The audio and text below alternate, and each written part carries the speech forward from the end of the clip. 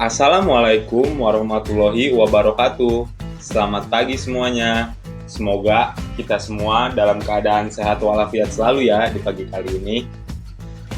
Pada pertemuan kali ini berjumpa lagi dengan saya, Pak Ahmad Rashid Anwar, dalam mata pelajaran Ilmu Pengetahuan Sosial.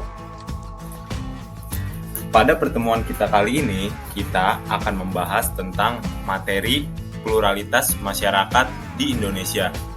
Tujuan pembelajaran kita kali ini adalah untuk mengetahui berbagai macam perbedaan agama yang ada di Indonesia. Masyarakat Indonesia dikenal sebagai masyarakat yang religius. Seperti yang kalian lihat di gambar berikut ini, beberapa agama dan kepercayaan dapat ditemukan di berbagai macam wilayah yang ada di Indonesia. Apa itu pluralitas? Kata plural berasal dari bahasa Inggris yang artinya jamak, sedangkan pluralitas berarti kemajemukan. Pluralitas masyarakat Indonesia memiliki arti yang sama dengan kemajemukan masyarakat di Indonesia. Apakah kalian menemukan berbagai macam agama di lingkungan tempat tinggal kalian? Atau pernahkah kalian mengamati pemeluk agama lain yang sedang melaksanakan upacara keagamaan? Tentu, kalian akan banyak menemukan sekali perbedaan agama yang ada di masyarakat.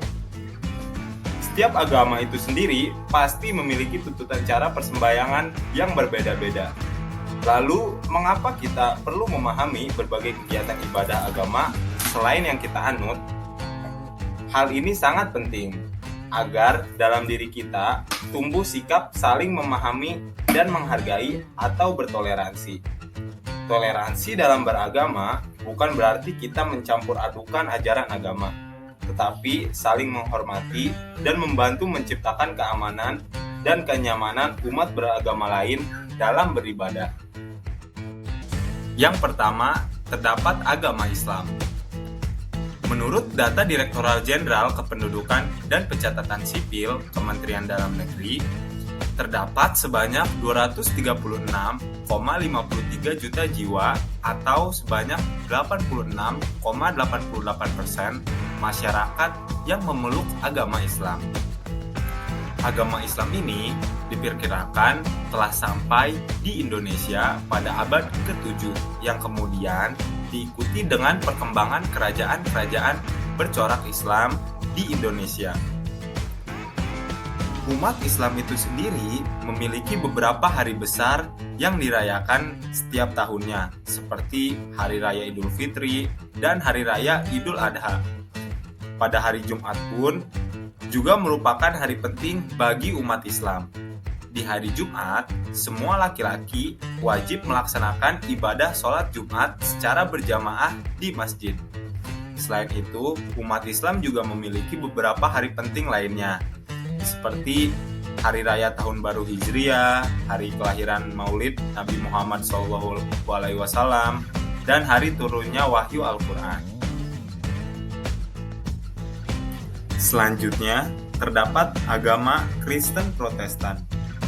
Kristen Protestan berkembang di Indonesia selama masa kolonial Belanda, sekitar abad ke-16. Pada abad ke-20, Kristen Protestan berkembang dengan sangat pesat.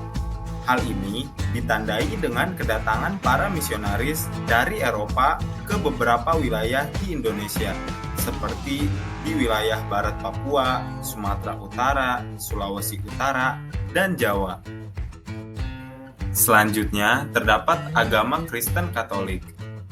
Kristen Katolik tiba di Indonesia saat kedatangan bangsa Portugis yang diperkuat dengan kedatangan bangsa Spanyol.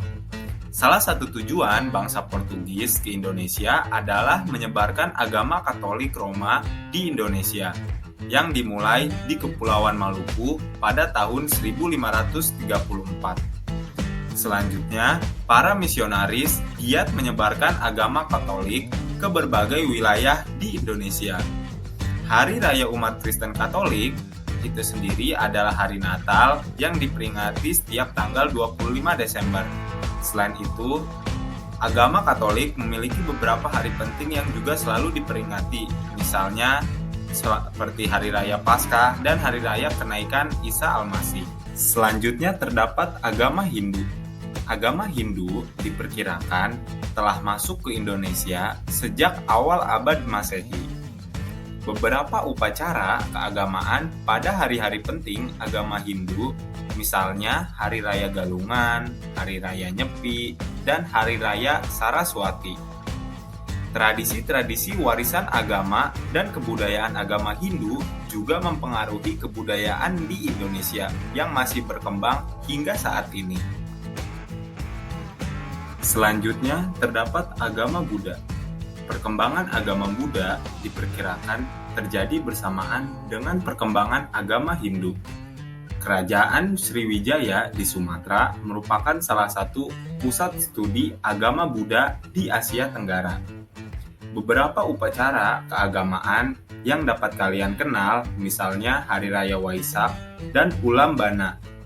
Hari Raya Waisak dirayakan pada bulan Mei pada waktu terang bulan untuk memperingati 3 peristiwa penting, yaitu lahirnya Pangeran Siddhartha, Pangeran Siddhartha mencapai penerangan agung dan menjadi Buddha, serta wafatnya Buddha Gautama.